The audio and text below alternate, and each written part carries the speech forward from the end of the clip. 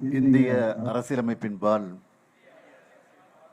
இடைவிடாத உளமார்ந்த பற்றுள்ள இந்திய குடிமகன் ஆகிய நான்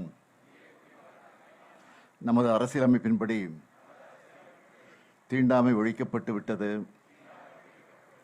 என்பதை அறிவேன். தீண்டாமையை அடிப்படையாக கொண்டு எவர் மீதும் தெரிந்தோ தெரியாமலோ சமூக வேற்றுமையை மனம், வாக்கு, செயல் என்ற எந்த வகையிலும் கடைபிடிக்க மாட்டேன் என்று இதனால் உளமாற உறுதியளிக்கிறேன்.